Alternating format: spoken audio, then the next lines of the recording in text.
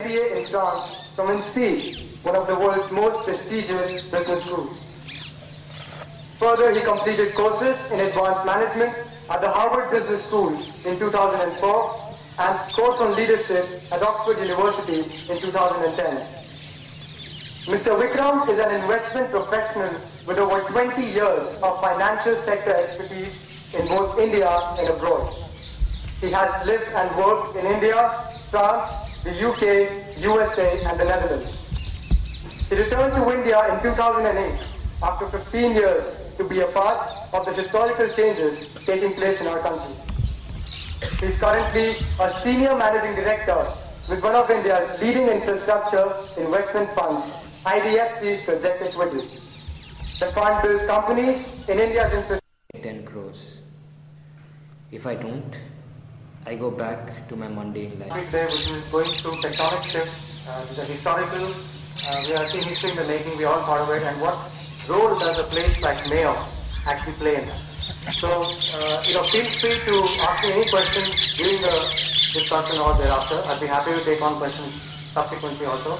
And of course, through the Old Boys Network, we are always delighted to be of any kind of help to Mayo boys. So if there's advice in the field of finance or in the field of studies or just in the field of living overseas or what's going on in different parts of India, I would be delighted to be of any help. So with that sort of brief introduction, let me first just take you back a little into my days in Mayo. When I came to Mayo, I was 12 years old. I was in Prithviraj House. I was one of three brothers.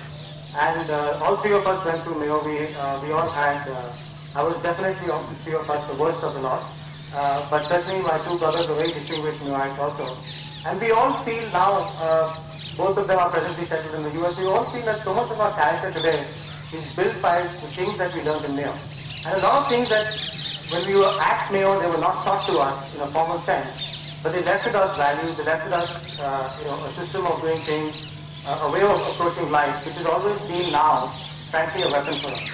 And that's something I want to leave all of you with today. That recognize that beyond the buildings and beyond the facilities and the teachers, there is a value system that you must imbibe while you are at Mayo, which will always help you in good stead later on in life. And that's something which it comes with time, it comes with your character, it comes with situations that you are actually put into and how you react to them. With that sort of quick background, let me just tell you what exactly do I do. I'm basically a finance professional. I've been in the world of financial investment and investment banking for the last 20 years.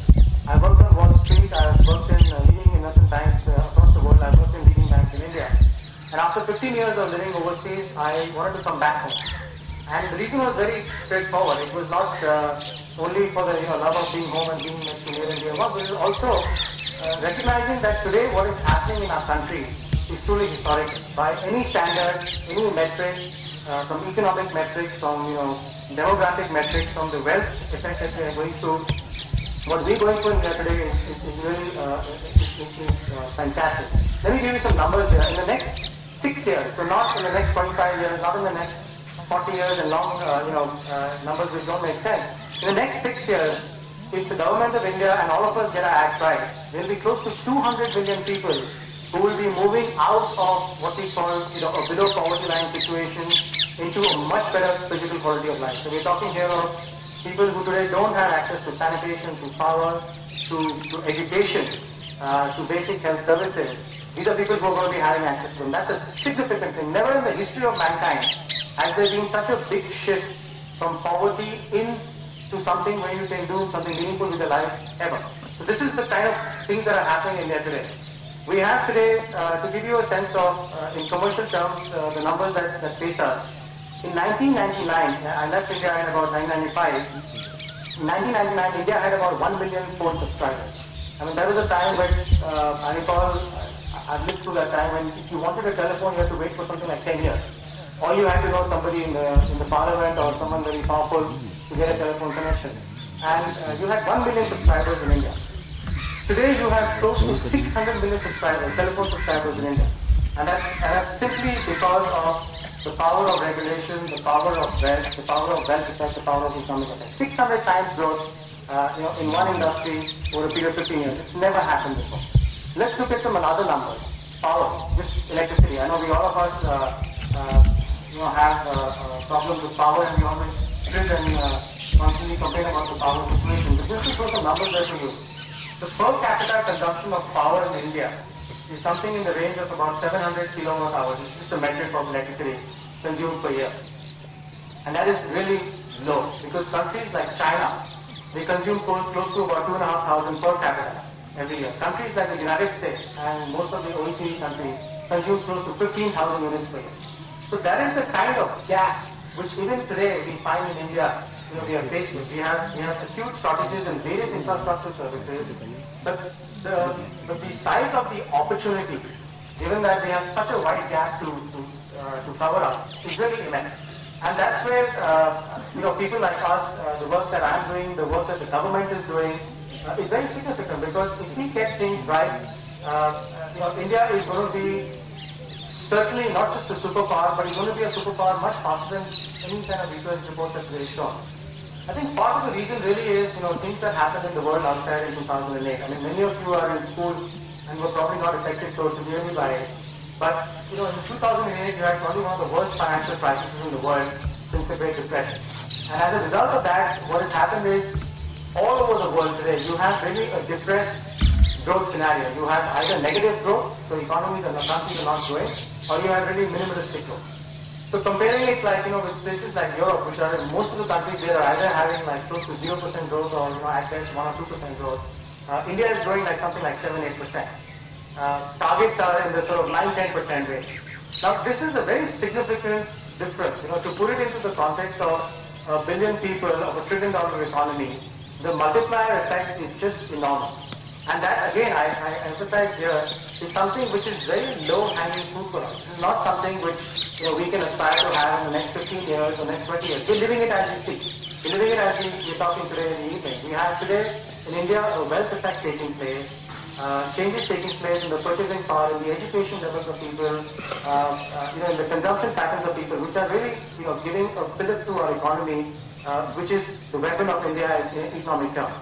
So that's something which you must recognize, that as you graduate from school, as you move into your careers, and it could be any career that you take. It could be whether you get into the armed forces, whether you get into the medical field, whether you get into a commercial role, or whether you get into education, healthcare. It doesn't matter. You are going to be part of a huge growth story where the stakes are high, the competition is very severe, but the rewards can be very enriching, both financial and from a personal perspective. I think that said, this is the sort of rosy part of the picture. I think in India today, we are, as we all know, we are faced with a state of challenges. And if I was to really put them down in the context of economy, growth, infrastructure, you can really put them into sort of three broad buckets. I would put them into what are called the sort of financial challenges. How do we actually raise all the money that India needs to build infrastructure? The second is what I would call the environmental challenge. Just how we deal with the environment, the damage that we're doing to our country, the damage that we're doing to our green cover. I can tell you, I travel 4 days a week. I'm in places like Jharkhand. I'm in places which are really not marked on the map, and it is very, very thought-provoking when you go into places which are virgin, which are green, which are strong and stunning port sites or stunning seashores, which are going to be actually removed in a few years, are going to be chopped up, or going to be have huge industrial plants. It's a very strong, both economic and moral kind of dilemma people have. What cost development? And that's really the sort of environmental price that we pay. Again, I emphasize, this is not something which you are in any way going to be shielded from.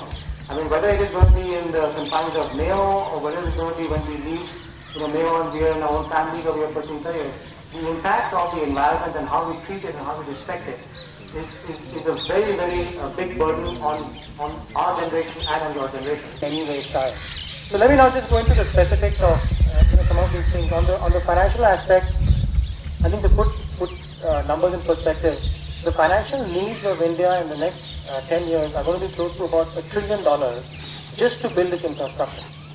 Just to build infrastructure in India. So I'm talking here of roads, ports, telecom networks, rail networks. You're talking of systems like hospitals, education centers. it's going to cost $1 trillion. $1 trillion, is close to 500,000 crore rupees. And the question which comes in everyone's mind, may be in the planning commission, may be in the finance ministry, may be with this, investment bankers, is where is this money going to come from? And the magic of their answer lies actually is going to come from us itself. India fortunately has, one of the highest savings rates in the world. Indians save close to 35% of the GDP, which is it's a fascinating number because, some countries like the US and the UK, they actually have negative savings rates. I mean, people have more debt than actually they have as an asset. So India has a huge savings rate which tends to typically go into things like banks and bank deposits. And there is a whole sort of regulatory movement going on where we can disintermediate and we can use the banking channels and use new financial products which can channelize these savings of all of us Indians into building the country. And I will not delve into details because and if you want me to, then I'll be happy to take it in the Q&A. But that is truly a huge task. There are leaders, there are bureaucrats, that people in the planning commission today are playing, which is going to have an impact on, for the next 40 generations, the policies that we're making today. So for anyone whose parents or uncles or anyone who's working in, anything to do with the government, maybe